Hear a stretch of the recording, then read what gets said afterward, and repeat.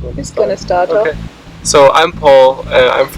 We're both from Munich in Germany, and we're traveling for 6 months through the southern countries in Africa.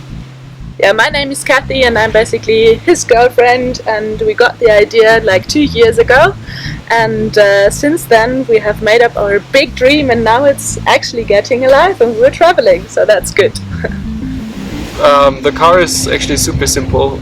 There's a few companies where you can rent like fully equipped like cars like that, like it's a Toyota Hilux. It's got the rooftop tent, it's got like gas bottles inside, a fridge. All the equipment was there, so like a high lift jack, puncture repair kit. So everything was stuffed out perfectly. You just email the company.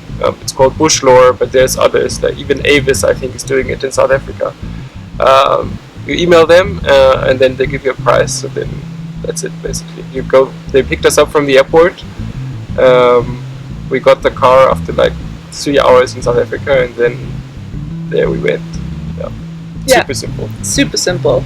Like we put some thoughts into it from back Germany, thinking about whether to ship a car to South Africa or to buy a car, and then in the end it's like a first lot of work, and you need to put your head round and even spend a lot of money. So we thought the easiest way of getting our holiday started and not spend like 3 weeks, 4 weeks setting up the car is just to go there and have the easy way. It's not the most adventurous way maybe because we have it all fitted out, but it's just easy and comfortable, and you're just safe, and it's all good.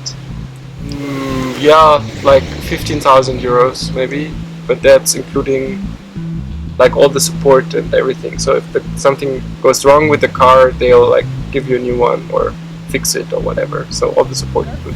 Because even we're young people, we have no knowledge about mechanic and car repairs and stuff. So if you're into mechanics and car repairs, I would rather get an own car, but if you're not, just choose the simple way, and then it's all good. So right now we're just on unpaid leave basically, and as soon as we're back, we'll go back to our previous jobs. Yeah. So that's a good thing. We have saved some money for some time and built up a little reserve on the bank account, and still like now we're on unpaid and no salary, but as soon as we get back we know we're on safe hands and we can live off something, so it's all good and we feel safe to spend at the moment. So what we want to do is the southern African countries.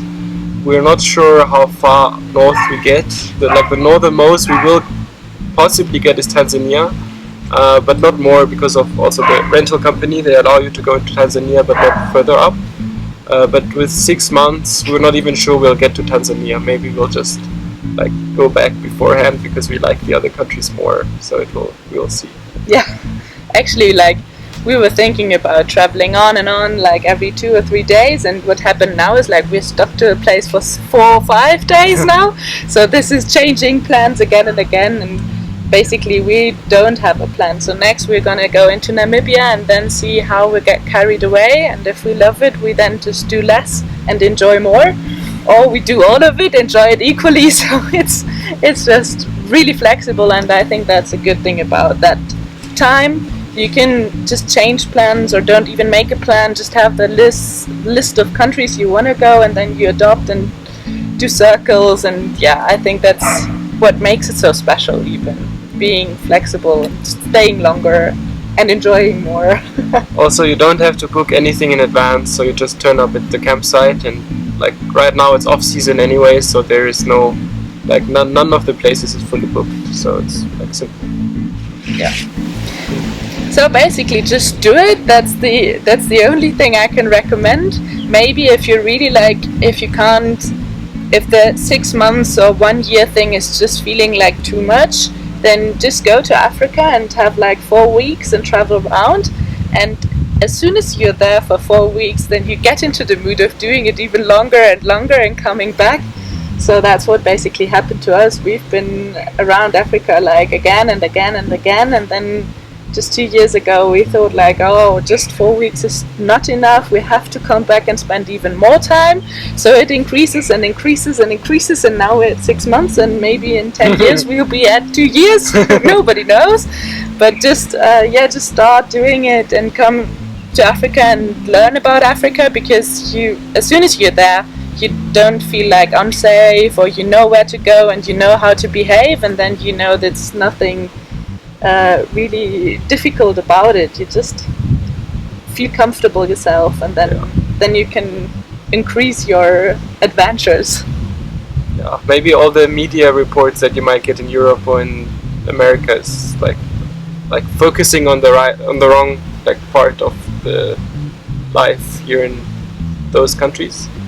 Like it's the nature is just beautiful, that's for sure. The people are super friendly. Of course, sometimes stuff happens, but usually, like for us, there was never an issue in like all the time we spent in those countries. So I wouldn't worry about all the media reports.